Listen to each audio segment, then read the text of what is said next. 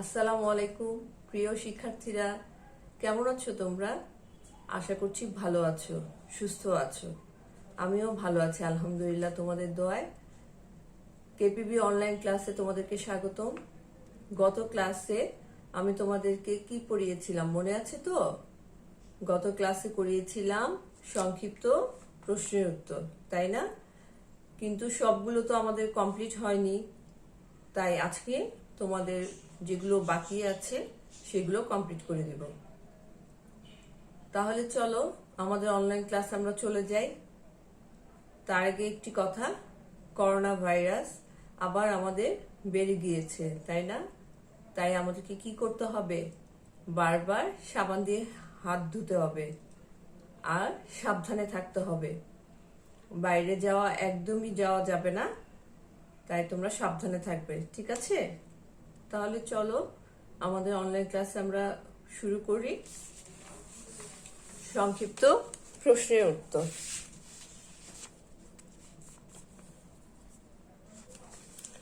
আমি তোমাদেরকে প্রথম থেকে সংক্ষিপ্ত প্রশ্নের উত্তরগুলো আবার একটু দেখিয়ে দিব। 4 নাম্বার, কে সকালবেলা পাখি হতে চায়? উত্তর, আমি হব কবিতায় কবি কাজী নজরুল ইসলাম লিখেছেন খোকা সকালবেলার পাখি হতে চায়। 2 নাম্বার কি আছে? খোকা মাকে আলসে মেয়ে বলেছে কেন? উত্তর, খোকা সূর্য ওঠার আগেই উঠতে চায়, কিন্তু মা খোকাকে ভোরবেলায় উঠতে নিষেধ করেছেন বলে খোকা মাকে আলসে মেয়ে বলেছে। পরের পৃষ্ঠায় কি আছে? আমি তিনটি করে প্রশ্ন দিয়েছিলাম, তাই না? 3টি প্রশ্ন দিয়েছিলাম। আজকে বাকি প্রশ্ন উত্তরগুলো পড়িয়ে দিব। 3 নাম্বার দেখো কি আছে? মা রাগ করে কি বলবেন? উত্তর, মা সকাল বেলার পাখির মতো সকালে উঠতে চাইলে খোকা সকাল বেলার পাখির মতো সকালে উঠতে চাইলে মা রাগ করে বলবেন এখনো সকাল হয়নি, তুমি ঘুমাও। খোকা সকাল বেলার পাখির মতো সকালে উঠতে চাইলে মা রাগ করে বলবেন এখনো সকাল হয়নি, তুমি ঘুমাও। তারপর দেখো 4 নাম্বার কি আছে? বাড়িতে অতিথি এলে তুমি কি করবে? বাড়িতে অতিথি এলে তুমি কি করবে? উত্তর, বাড়িতে অতিথি এলে প্রথমে আমি সালাম জানাবো, অতিথিকে বসতে বলবো, তার সামনে নাস্তা সাজিয়ে দিব এবং খেতে অনুরোধ করব। তোমার বাসায় যদি মেহমান আসে বা অতিথি আসে তাহলে তোমরা কি করো বলো তো? প্রথমে কি বলো? আসসালামু আলাইকুম, সালাম জানাও, তাই না? যারা মুসলমান তারা সালাম জানাও, যারা হিন্দু তারা তাদের পদ্ধতি মতো আদাব দাও, হ্যাঁ, বা নমস্কার বলো। যারা বৌদ্ধ তাদের অনুসারী হিসাবে যারা যেভাবে স্বাগতম জানায় সেভাবে স্বাগতম জানাও, তাই না? যেহেতু আমরা মুসলমান তাই আমরা কি করি? সালাম জানাই। তারপরে কি করি? অতিথিকে ঘরে বসতে বলি, তাই না? তারপর তার সামনে নাস্তা সাজিয়ে দিই, তার সাথে কথা বলি, তা কুশলাদি জিজ্ঞেস করি এবং খেতে অনুরোধ করি। 5 নাম্বার কি আছে?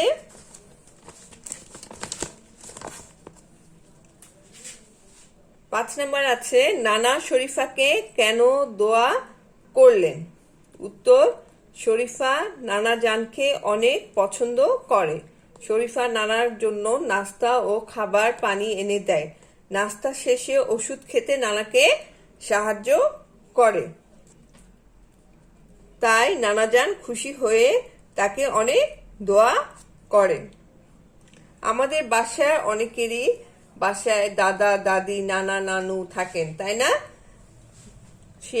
সেই বয়স্ক দাদা দাদি নানা নানুকে আমরা কি করব, তাদের বিভিন্ন কাজে সাহায্য করব। তাদেরকে নাস্তা খেতে দিব, তাদের সামনে পানি এনে দিব, নাস্তা, তারপরে ওষুধ খাওয়ার জন্য তাদেরকে আমরা সাহায্য করব। এখানে তাই শরীফাও দেখো কি করেছে, নানাজানকে অনেক সাহায্য করছে, তাকে নাস্তা এনে দিচ্ছে, তারপর পানি এনে দিচ্ছে। নাস্তা শেষে নানা যে ওষুধ খাবেন সেজন্য নানাকে কি করছে, নানাকে ওষুধ খেতে সাহায্য করছে, ওষুধটাও এনে দিচ্ছে। তারপরে নানাজান তাই নানা জান খুশি হয়ে শরীফাকে অনেক দোয়া করছে এবং আদর করছে।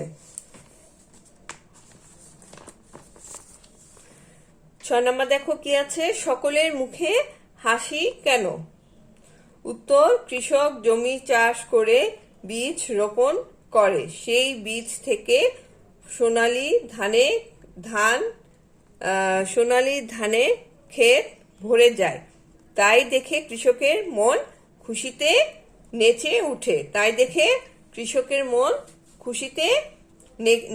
উঠে। কৃষক জমি চাষ করে বীজ রোপণ করে, সেই বীজ থেকে কি হয়, সোনালী ধানে ক্ষেত ভরে যায়। সেই বীজ থেকে সোনালী ধান যে হয়, সেই ধানে কি মাঠ বা ক্ষেত ভরে যায়, তাই দেখে কৃষকের মন খুশিতে ভরে উঠে এবং খুশিতে নেচে উঠে।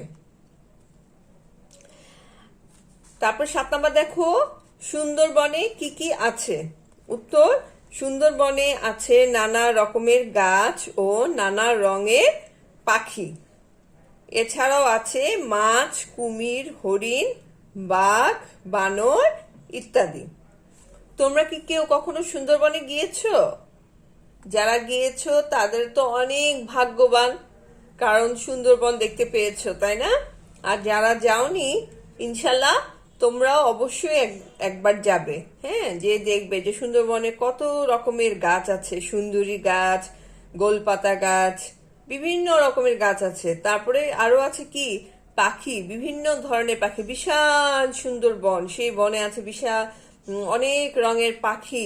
এছাড়াও আছে কি, মাছ আছে, কুমির আছে, হরিণ আছে, তারপর হচ্ছে বানর আছে, আরেকটা কি আছে বলতো, রয়্যাল বেঙ্গল টাইগার কোথাও কিন্তু দেখতে পাওয়া যায় না, একমাত্র আমাদের সুন্দরবনেই দেখতে পাওয়া যায়। আমাদের কি রয়্যাল বেঙ্গল টাইগারটা কি আমাদের জাতীয় পশু, রয়্যাল বেঙ্গল টাইগার। 8 নম্বর কি আছে দেখো, বাঘের দেখা পেলে কে হরিণকে সাবধান করে দেয় এবং কেন? বাঘের দেখা পেলে কে হরিণকে সাবধান করে দেয় এবং কেন? উত্তর, বাঘের দেখা পেলে বানর হরিণকে সাবধান করে দেয়। বানর গাছের কচি পাতা ছিঁড়ে হরিণকে খেতে দেয়, কারণ বানরের সাথে হরিণের খুব ভাব, তাই না? বাঘের দেখা পেলে বানর হরিণকে সাবধান করে দেয়। বানর গাছের কচি পাতা, কারণ বানর কি গাছের অনেক উঁচু ডালে উঠতে পারে, তাই না? কিন্তু হরিণ কিন্তু অনেক উঁচু ডালে উঠতে পারে না, কারণ হরিণ তো বানরের মতো লাফ দিয়ে উঠতে পারে না, তাই না? কিন্তু হরিণের সাথে বানরের কিন্তু খুব ভাব, কিন্তু তাই হরিণ কি করে, কচি কচি পাতাগুলো, গাছের কচি কচি পাতাগুলো ছিঁড়ে হরিণকে খেতে দেয়, কারণ হরিণের সাথে বানরের খুব ভাব। তাই হরিণেরও পছন্দ বানরেরও পছন্দ হরিণকে, আর হরিণেরও পছন্দ বানরকে। তাই তারা কি করে, দুজনে খুব বন্ধুত্ব। তাই তারা বানর জানে যে হরিণ কচি পাতা খেতে খুব পছন্দ করে, তাই বানরগুলো কি করে, হরিণদেরকে কচি পাতা ছিঁড়ে দেয়, আর হরিণরাও খুব মজা করে খায়। আর তাদের মধ্যে তাই অনেক ভাব হয়ে গিয়েছে, তাই না? তাই এখানে লিখেছে, বাঘের দেখা পেলে বানর হরিণকে সাবধান করে দেয়, না? বাঘের দেখা, যাতে হরিণকে বাঘ আক্রমণ করতে না পারে, তাই বানর কি করে, অনেক উঁচু ডাল থেকে দেখে যে বাঘ আসছে কিনা। আশেপাশে থাকলেই হরিণকে আওয়াজ করে সাবধান করে দেয়। তখন হরিণরাও বুঝে যায় যে আশেপাশে হয়তো বাঘ আছে, তাই হরিণরাও সাবধান হয়ে যায়। বানর গাছের কচি পাতা ছিঁড়ে দেয়, হরিণকে খেতে দেয়। কচি পাতা ছিঁড়ে হরিণকে খেতে দেয়, কারণ বানরের সাথে হরিণের খুব ভাব। তারপরে 9 নাম্বার কি আছে দেখো, কঠিন কাজও কাজও কেন সহজ হয়ে যায়। কঠিন কাজও কেন সহজ হয়ে যায়। সবাই মিলে কাজ করলে কোনো কাজই কঠিন থাকে না। যে কোনো কাজই সকলে মিলেমিশে করতে হবে। সকলে সমানভাবে কাজ করলে কঠিন কাজও সহজ হয়ে যায়, তাই না? কঠিন কাজও কেন সহজ হয়ে যায়, ওটা অনেক কঠিন কাজ কিন্তু খুব সহজ হয়ে যায়। যখন সবাই মিলে সে কাজটি করে তখন কঠিন কাজও কি সহজ হয়ে যায়, তাই না?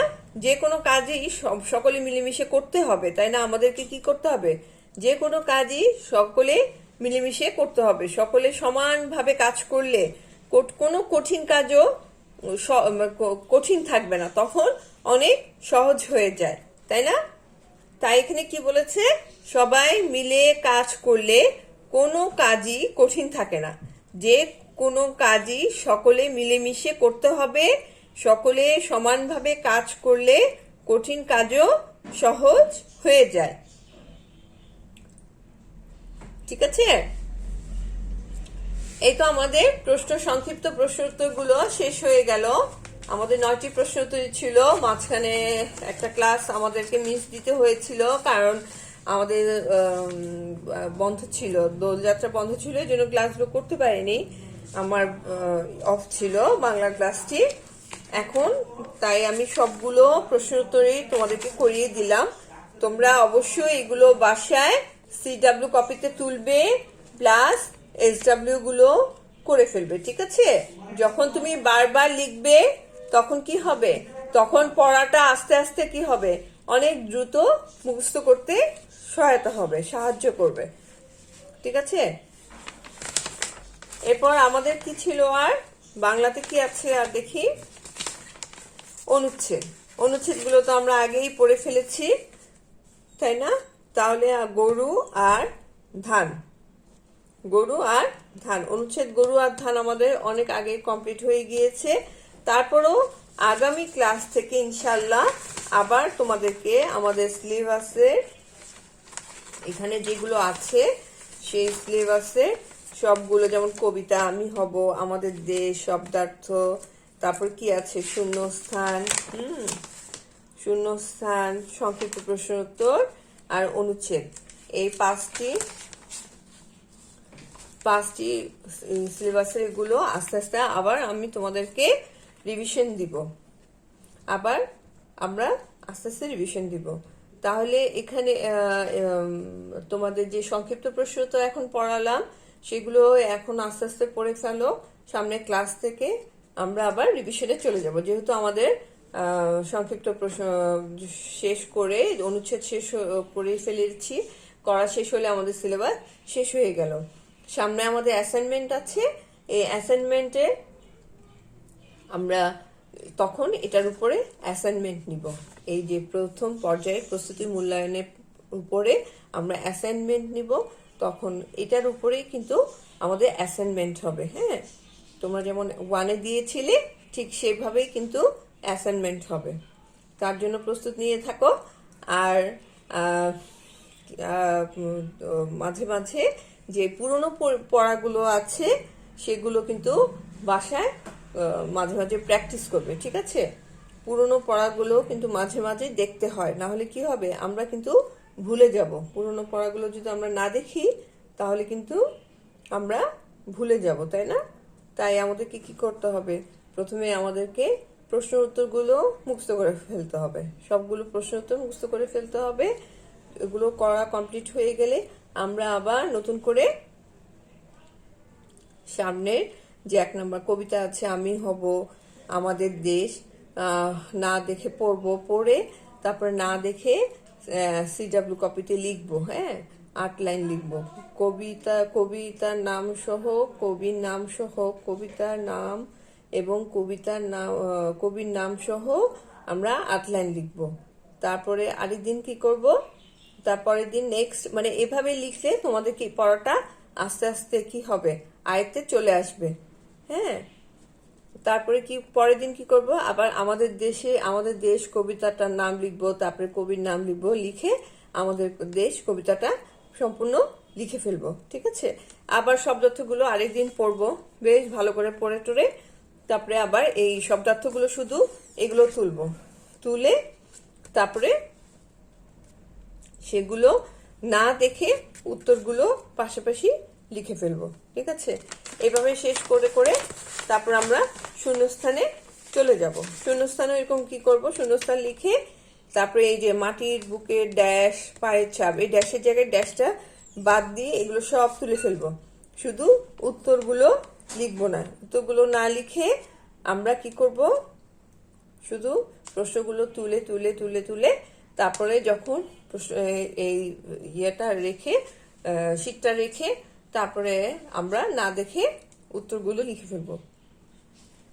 ঠিক আছে, আর প্রশ্ন উত্তরগুলো এই পুরো ইয়েটার মধ্যে হচ্ছে প্রশ্ন উত্তরগুলো একটু কঠিন, তাই প্রশ্ন উত্তরগুলোকে আমরা বারবার পড়বো, দুইটা দুইটা করে পড়বো, একটা একটা করে, দুইটা না পারি একটা পড়বো, এভাবে পড়ে পড়ে লিখবো, না দেখে পড়ে মুখস্থ করে তারপরে লিখবো। একবার লিখে ভুল হলে আবার লিখবো। ঠিক আছে, সামনে অ্যাসাইনমেন্টের জন্য আমাদের প্রস্তুতি নিতে হবে। তাহলে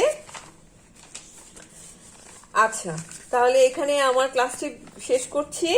তোমরা ভালো থেকো, সুস্থ থেকো, সাবধানে থেকো। ঠিক আছে, আর কেউ বাইরে যাবে না। বাইরে যাওয়ার যদি খুব বেশি প্রয়োজন হয় তাহলে কি অবশ্যই মাস্ক পরতে হবে, তাই না? আর বারবার হ্যান্ড ওয়াশ করতে হবে, আর সাবধানে থাকতে হবে।